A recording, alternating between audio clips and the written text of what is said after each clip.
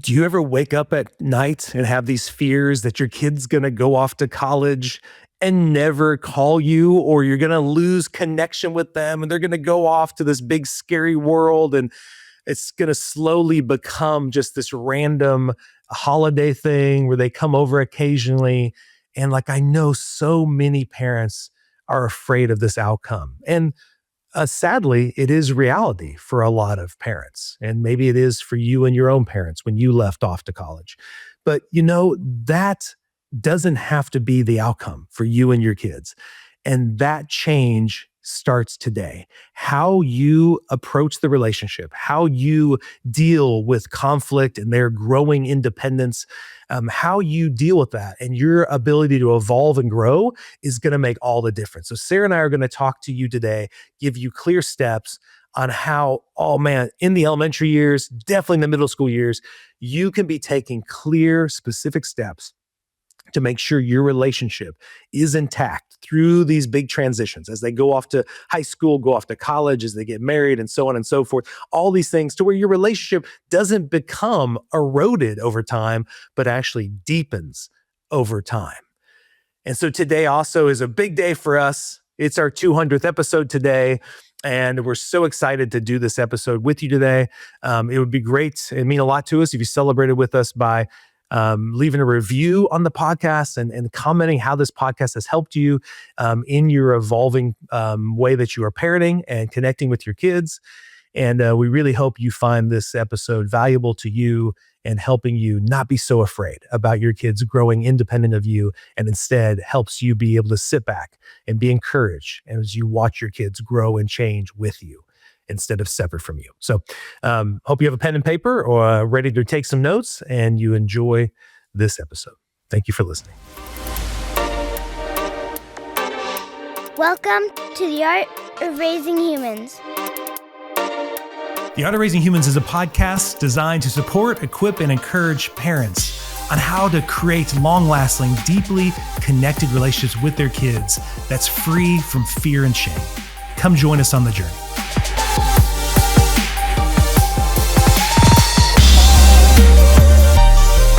Hello and welcome to The Art of Raising Humans. I'm Kyle. Hey everybody, I'm Sarah. And Sarah, today is a big episode. Do you know why? I do. Why? It's 200. Episode 200. Yeah. Did you think we'd get here? I don't think I thought about it. Yes. Yeah. But yeah. Yeah, I just think fun. it's really cool to reflect on. If you have not listened to some of our past episodes, well, I definitely encourage you to go past. A couple weeks ago, we did that awesome interview with Kirk Martin and his son Casey talking about fathers and what that's like. Mm-hmm. But when I look back of the 200, we started out in our closet, master closet, just recording audios, no video. So if you want to see video, we started doing the YouTube. So go subscribe over YouTube, watch us on video if you want to do that. I know I'm a YouTube guy. I like to watch things on YouTube. So if you want to go that way, but we've gone from doing this little microphone to like getting better lighting and better mics, but then getting fantastic guests around the world to come on. That's been really, really neat. That's been really cool. So if you're just joining us and you're hearing this 200th episode, go back. I mean, we've got Dr. Dan Siegel, Dr. Tina Payne Bryson, Dr. Laura Markham, Dr. Cohen. I mean, these are like the big names in the parenting world, helping people parent from the inside out. And we've been able to really hear their wisdom and share it with you. Mm-hmm. So we encourage you to go back and check and just celebrate our 200th by just binging a bunch of our episodes. If you want to do that, what a fun way to spend, especially I bet it's, this is probably late February that you're probably listening to this, and it's probably snowy and cold, So just like get a cup of coffee. Sarah, you've got a cup of coffee. Get a cup of coffee, have a fire on, and listen to some podcasts and become a better parent, right? A better human. Join us on the journey. That's right. Okay. And so today our topic, Sarah, that we wanted to discuss has come up quite a bit as we've talked to parents. Is, lots of people are concerned when their kids go off to college someday or leave the house, whichever that might be. How are we going to have a relationship that's still strong and connected? Almost every time, Sarah, I'm working through kids in like late elementary or early middle school and they're having problems with their parents. When I ask them kind of long term, what's the dream they have for their relationship with their kid? Like, I hope when they go off to college or when they leave the house, that they'll still keep calling, they'll still keep reaching out, asking for advice about dating, about career, right? And so that's why I'm like, well, what we're doing now is going to make that more or less likely. Yeah. I'm always kind of reading stuff about from parents, talking to parents. I'm in a mom's group, just hearing different things. And I this came up because I just had seen lately, so I feel like if I see it a lot, it's something to talk about. Yeah. But there's some parents who have the kid in college. Yeah. And they're like, man, what happened Mhm. to our relationship? I Mhm. thought things were Mhm. great. Yeah. Then I've got some parents in the high school, middle school years, they're kind of like me. Like I look ahead and I think, man, I want to be really close to my adult kids, Yeah. right? Yep. And so how do I do that now? Yes. Because I know Yeah. now is important and I hear these moms talking about it. And then some are saying, I'm already feeling some distance. I'm really worried. If Yeah. I'm feeling distance now, what's that mean for the future? Yeah. So that's kind of a little background to today's conversation. Well, the thing you were hearing was just fewer calls home. They're not as responsive. They're hardly ever, they don't really know what's going on in their kid's life. The kid is even maybe doing other activities, maybe coming home for a short time and then leaving with friends to do something else.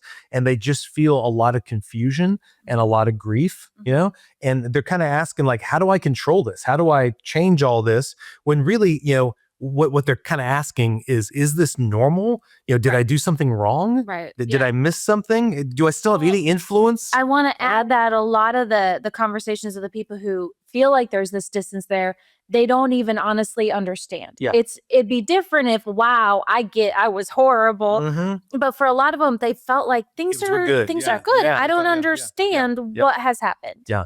But many times when we talk to these parents, you can kind of see a pattern had started happening a lot earlier, right? So this podcast isn't about, here's what you need to do, text them more, or maybe start tracking them with Life 360. It's not about clinging or pulling away or being more demanding, all those kind of things that I think anxiety and fear would kind of guide us to do, but really this episode that we want to discuss is how do we protect the connection through any transition? I mean, college is all college is just like a big transition, right? But any transition, how do we somehow preserve and protect that connection when it's built a lot earlier? Like, how do we do that back in middle school? How do we do that in elementary to then know how to do that when these bigger transitions happen? Right.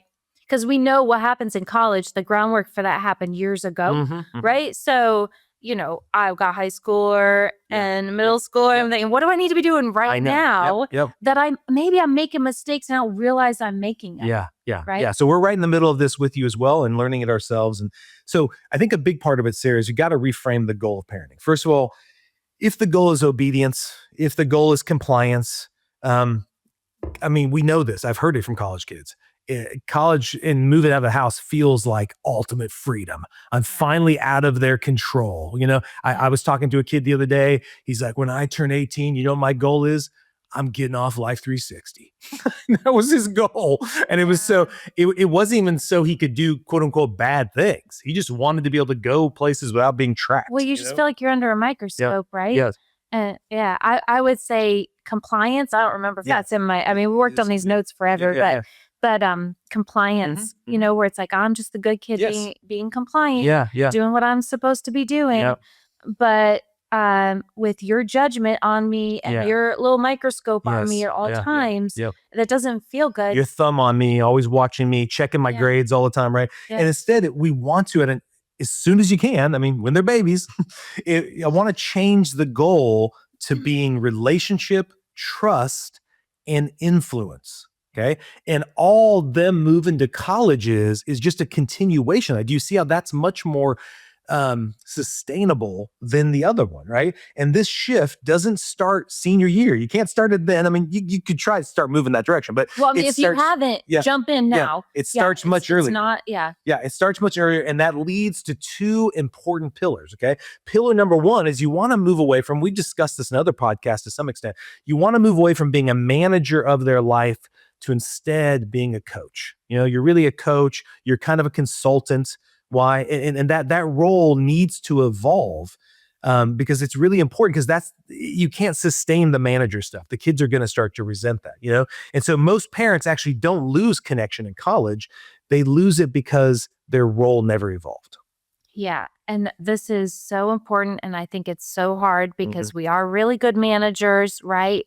But we have to step back even when we think this is going to go badly. We need to step back. We've got kind of the points of how to tell if you're a manager versus not being a manager. Yes. Well, and kind of like in childhood, kids actually want you to be a manager. They want you to manage some decisions that are way above their pay grade. Right. You know? Right. Okay. They're born and you need to be the manager. Right. Yeah, and they feel safe. Sleep They feel safe. Yeah. Like safer that you're in charge and that you're our whole parenthood is shifting that slowly away. Yeah. So like in adolescence, you're kind of transferring some of that responsibility over to them and letting them feel more confident and competent on handling some of those decisions. And then moving into adult, as they're merging into adulthood, now you're just a supporter, you're a coach, right? Because that's what you want to be well into those adult years. It doesn't feel good to be managed. I would not want someone to manage a spouse everything I'm doing, to be watching where I'm driving. Sometimes I just might want to stop and grab that cup of coffee.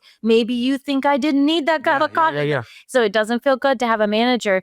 And so it doesn't feel good to live under that scrutiny in middle school and high school. They don't like it. It doesn't feel good because that's not what their brain is working towards. So you mean you didn't like it early on in our marriage when we were trying to get out of debt and I would be looking at the credit cards all the time and you would go eat lunch at Panera and I'd just be like, how come you went to eat lunch at Panera? You'd be like, leave me alone. If I want to eat lunch at Panera, I will eat lunch at Panera. I was like, okay, dang, I'm sorry. I just was trying to make sure we were keeping track of getting out of debt. But so what manager mode sounds like, this is how we know as parents we're getting there, and you and I can definitely slip into it at time. Yeah. Is like whenever we're constantly reminding, we're constantly correcting, we're monitoring. I mean, so many parents are doing that with grades. When we're stepping in real quick and taking over and starting to act like we need to solve our kids' problems for them. Yeah. Yeah. Fall into this way too often because I see something slipping and I think, oh, maybe I need to support more. I need to be reminding you more. And it's a constant, okay, how am I handing this off? Am I handing it off? Am I owning it too much? Am I not supporting enough? But that's such a great reminder that this is the list of what a manager looks like. Am I doing those things? I need to back off. Yeah. I need to do that for my 9-year-old, not my 16-year-old. Yes, that's right. Yeah. And so what coach sounds like, if we can slip into that coach or that consultant type role, is you're asking way more than you're telling. Okay. So that's really important. Asking more than telling. That you really soak that one in. Asking more than telling. And I love the second one, that you trust the training that's already been done. You know, like I remember when our kids were playing soccer, that really good coaches aren't spending a lot of time coaching during the game. Coaching is happening during practice. Yeah. And then during the game, you are letting the kids go do what you practiced, right? And they're not going to do it perfect, right? But if you think you're going to coach it, what you'll find coaches do, they start yelling more, they start getting more upset because that's actually not the place to do it. So I remember one of our kids' coaches, he told all the parents, I want you quiet. I'm going to sit here and just watch them play because I've done all the coaching while they were actually practicing. You know? Right. And so you have to see that as that's what happened before 12. Yes. Yeah. And I think this one hits really hard because you're not even trusting the kid. You're trusting yourself and you know you messed up. Yeah. Right? Because if I'm going to trust the training that happened, if I look at my 16-year-old and go, I got to trust the training, it's really, did I do a good enough job when she was young? And that's really where the doubt is. It's not as much I don't trust her, I don't trust myself. Right. It's like I didn't give her what she needed. Yeah. And then I move into maybe trying to cram it in. Maybe she does have it, but because she's still developing, I don't see it all the time. It's not as apparent. And maybe she doesn't, but now it's kind of like there's a little piece that has to accept that the training happened and now I need to just be this other role. I can't keep thinking you're still the 8-year-old that I can drill this, or try to do this. But it's really just that ownership of myself and where I think I failed. Yeah. And this is kind of a deep one. So speak a little bit more of this, Sarah. A coach allows discomfort without abandonment. Mm-hmm. Yeah, so this is so hard for parents, right? I think it's so hard for me to see them struggle, and then I want to move in. Fail, maybe even big time. Yes, fail. yep. But resisting the urge to go in and become the manager again. It's like, don't Yeah, worry, I'll pick up all the pieces. Because it immediately this, says, you can't do this. You can't do this. Right. You need me to take over. Yeah. Yeah. So it's like I got to sit in my own discomfort and I've got to let them be uncomfortable. So it might mean a kid gets a bad grade, Sarah. Maybe a kid gets a 0. Maybe a kid has to have an uncomfortable conversation with a teacher because some stuff they didn't turn in. Yeah. All that stuff is super important. Yeah. And it's not abandoning them. We'll circle back to that. But it is letting them, the stakes are lower, especially in middle school. We've just got to keep remembering this is a great time to learn. Yeah. The discomfort. Yeah. And then the last one is coach believes competence grows through experience, right? And once again, that's such a great example of a really good coach in sports is they believe this isn't something you're going to have overnight. It's going to take a lot of games. And like I know our kids' coaches, the more games they can play, the more they can practice the skills we're learning. And it's just like life, you know? Yeah. In some way, you know, like maybe this is the wrong way to say it. But it's like you want to celebrate the mess ups in some way. There's a piece of you goes, oh, good. They're learning this now, right? And so you're almost happy. It's like, it's okay to make mistakes because I'm seeing the learning that's happening here. And I'm so grateful for that versus I never want a mistake to happen. Yeah. And in middle school is I think the ideal time to start making this shift. Mistakes are much lower stakes there, and learning is still relational and trust is being formed. So I'm always encouraging Sarah when it comes to school, when it comes to sports activities, like really by 6th grade, really need to be focusing on how are we shifting this relationship? Yeah. How are we changing? Be very intentional because that's not your habit, right? You've spent 12 years or 11 years being the manager, so you have to work so hard to shift that, you know? Well, here's some beliefs that naturally your kids will want to start internalizing. You want your kids to do this, and it's really worth slowing down and being thoughtful about is, I can struggle and still be trusted. Yeah. I love that. Another one is I can fail and still be connected. You know, I don't lose the relationship because I fail. I don't have to perform to keep the relationship. You know, and these beliefs are what keep kids calling you from college, you know? So you start forming those in those middle school years, get those solidly where that kid knows for sure. And I want to just touch on that trust one. You know, it feels so good if someone, even if you mess up, if someone's like, hey, I believe in you, I trust you in this. And not that you're going to be perfect, but they trust you and who you are. And if something goes wrong, then you'll figure it out. Yeah.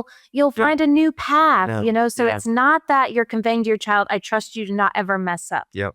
It's that I see you, I trust you, and how you'll show up in life. Not that it's going to be perfect, but that you will, you know, keep going and be able to do this. Well, and all those really help keep the connection solid.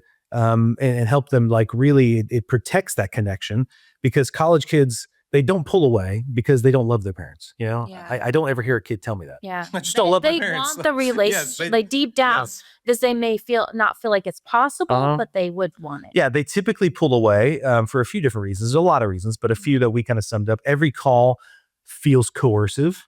Yeah, it feels like they're doing it because mom or dad are making me feel guilty about it if I didn't. Every conversation feels like an evaluation, like they're taking a test, you know? What are your friends like? What's going on? And it's like, how are your grades? I know, it's all just like, there's like this pass, fail, no matter what, you know, how's your room? Are you doing your laundry?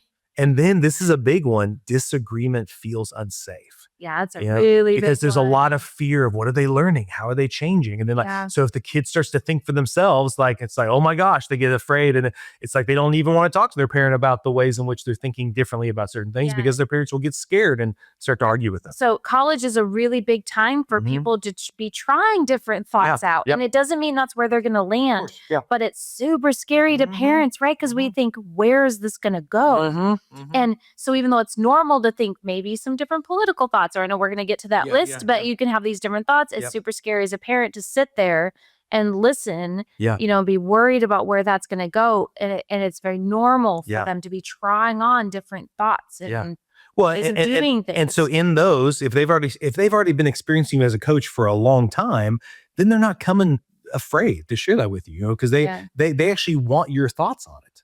Yeah. You know, they'll be like, oh, I was thinking this. What do you think? Right. And then they don't need distance from you to grow because you already gave them room to grow. you were okay with the times that you disagreed instead of them always having to, don't question me, don't say no, don't have a different thought than me. But they've learned through those high school years that, oh, this is how we disagree. You say it this way, I see it this way. And it's not about winning and losing, who's right and who's wrong. It's about the conversation and curiosity. So pillar 1 was moving away from that manager role and more into a coach or a consultant. Pillar 2 is learning how to do communication with your kid at an early age that will survive the differences. Okay. Yeah. That connection doesn't break just because the kid disagrees with you.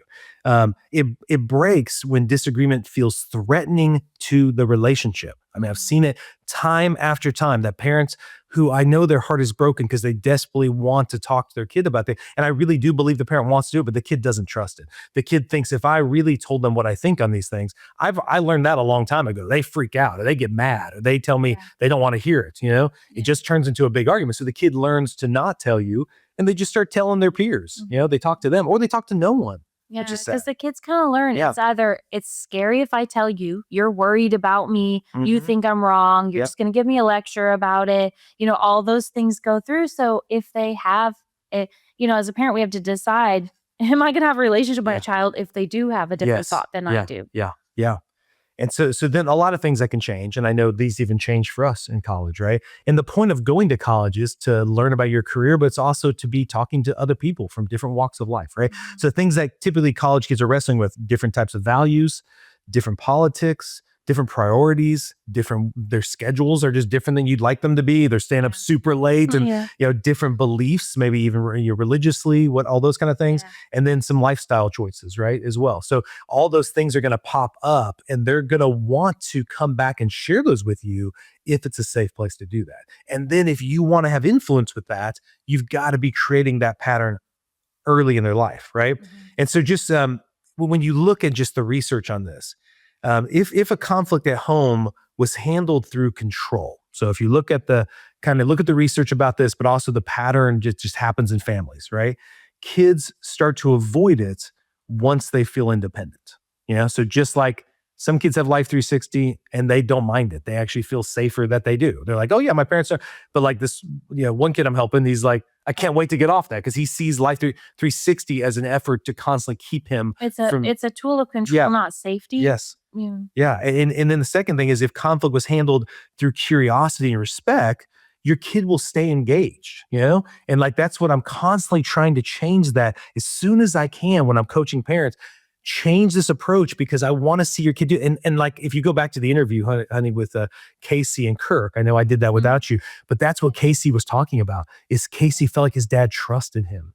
And because his dad trusted him, he trusted his dad, That's so good. And then when I asked them, like I'm telling you, if for listeners, it gives me kind of goosebumps thinking about it. But when I asked him, what's so different about you and how, like, not to say you're better than your dad, but I mean, like, in what ways are you better than your dad? And he said, I have a relationship with my dad.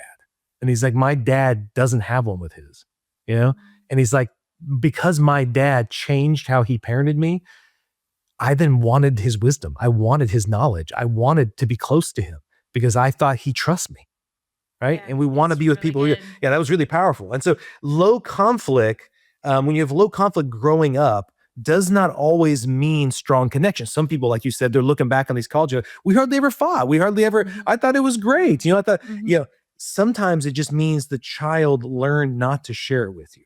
Right. So it doesn't always mean that, but that's always what the message the kid got is like, and I'm telling you, I've seen this where parents are completely confused why the kid, and sometimes it's through subtle messages the parents gave, maybe they made a comment about something on the TV and the kid goes, I kind of agreed with that thing. I can't say that now because they looked really mad when they said that, right? And the parent doesn't even know that, right? And so sometimes the kid not bringing it up, not having conflict doesn't mean the kid feels they can share it with you. 100%. Yeah. 100%. Yeah. So this is what healthy communication looks like. So let's give you I like to, when we're doing this, have an imagination and an understanding of vision of how do I know if I'm getting to this place where my kid can have this healthy communication.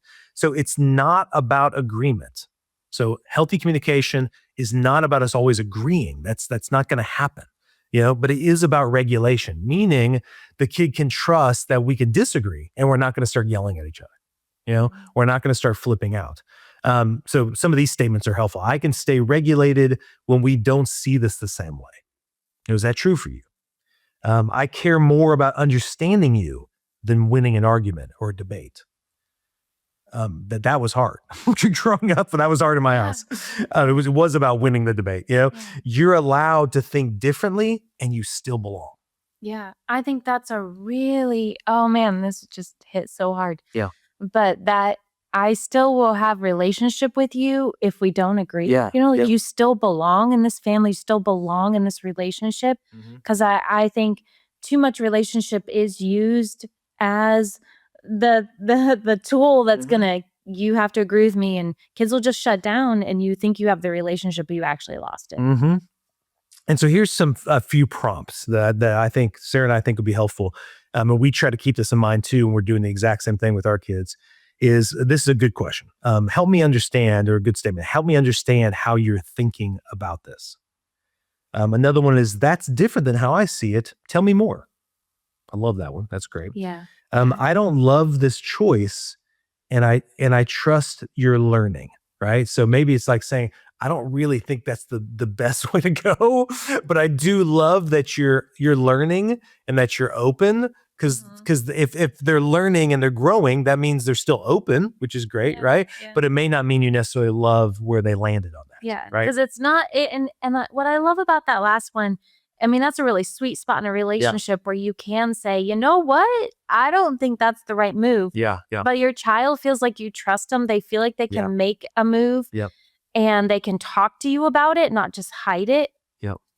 I love that piece is still there, but the parent still gets to show up honest. Yep. They're not just like, oh, honey, anything you want. I know. Yeah. And that's not what you're looking for either. And that's not what the kid wants either. The kid wants you. But what a great relationship where it's like, okay, I don't think, but I'm here for you. Yeah. If it goes well, if it doesn't go well, I'm with you. And like you're saying, did those responses protect their autonomy, their independence, that they're not you, which is great, but it also protects attachment, that we're in this with you. You're not alone, right? And that's the balance you're seeking, right? So here's some brain science we thought would just be helpful for you to know, okay? When kids are coming into adulthood, their brain's still developing. So, I mean, like, they're going to do it well into their early 20s. So, I mean, in college, they're not a finished product. They're still growing in their ability to make choices, to decide what they want to do with their lives. A lot of big things are happening that their prefrontal cortex is still helping them grow to do this stuff. The prefrontal cortex is still wiring judgment, impulse control, and long-term planning. Right? Yeah, it takes so long. Yes, that's right. Get over this. Yes, yeah. But I think some kids though, even when they're taking a gap year, I think part of it is they're working on this stuff, right? They're like, I need to get better at my judgment, my impulse control. It helps me so much as a parent. I remind myself of this all the time because it's just so helpful to think, okay, they're not the end product. Yeah. I mean, this is going to be developing for years. Yeah. When parents do though respond with fear or control, the brain does start to read danger, like the emergency alarm goes off. I should never have told them that. I shouldn't have ever shared that with them, right? I mean, how many times did you do that yourself when you were in your early 20s? You told your parents something, they freaked out, and you're like, I never should have brought it, right? I regret saying that you couldn't handle it. When parents respond with calm curiosity, the nervous system stays open. Okay. And that's what you want.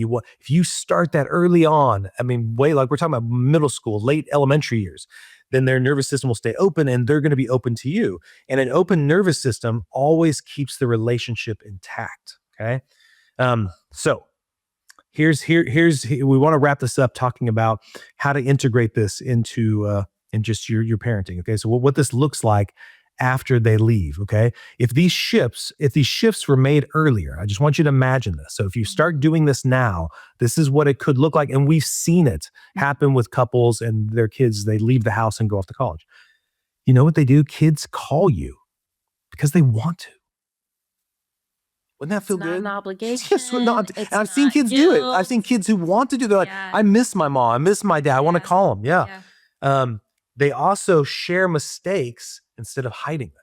Yeah, I love that. Yeah, because they're going to make them and you want them to call you. You only share your mistakes with the people you feel the safest Yeah, that's true. with. Yeah. And for a lot of kids, that's just their friends. They ask for advice instead of avoiding it.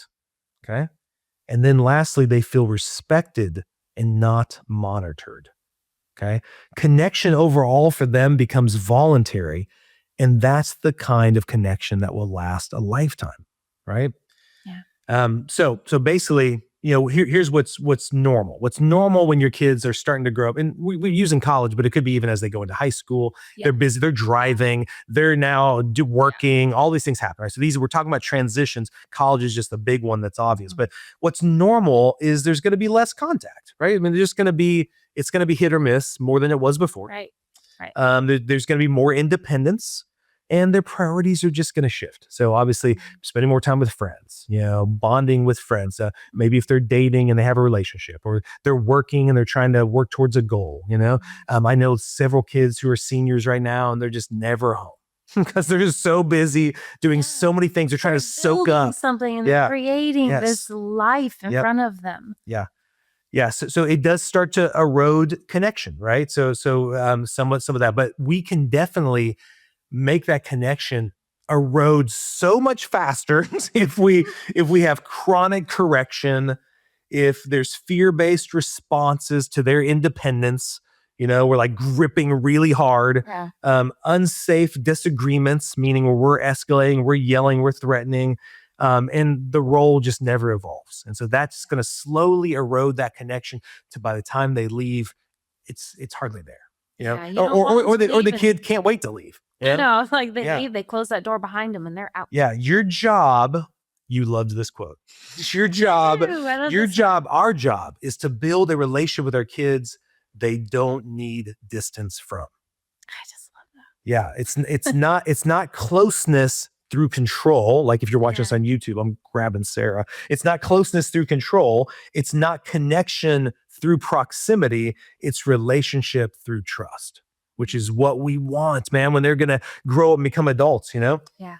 So if college right now, if your kid is in college and it feels like a loss right now, it doesn't mean you failed, okay? It means you're standing at a threshold, like that you have an opportunity. With the right shifts, this can become one of the richest relational seasons of your parenting. It doesn't have to be the end of connection. It's just going to be a deeper version of it, right? So let go of the fear, let go of the control, and allow the relationship to evolve like it's naturally intended to. And it's supposed to in a healthy way, and that your kid wants it to. Your kid doesn't want you gripping their hand, but they also don't want you just completely letting go, right? They would still love to hold your hand through some of those tough times. Yeah. So I hope this came as a timely moment. So whether your kid is about to transition this next year into 6th grade, into high school, or even into college, all of those ages, this information, if you're able to like integrate it, really contemplate it, implement it, it's going to really help change your relationship with your kid in a really healthy way. Yeah. And we want to thank you for joining us on our 200th episode. Man, we'd love to celebrate with you. It means a lot to us whenever you do rate and review it. That always means a lot. So celebrate with us on our 200th episode by taking a moment to do that. And if you're needing help on doing this transition, reach out to me at Kyle@artofraisinghumans.com. I'd love to connect with you and talk about how we can possibly help you start implementing this kind of change in your family. So have a wonderful day. The Art of Raising Humans podcast should not be considered or used as counseling, but for educational purposes only.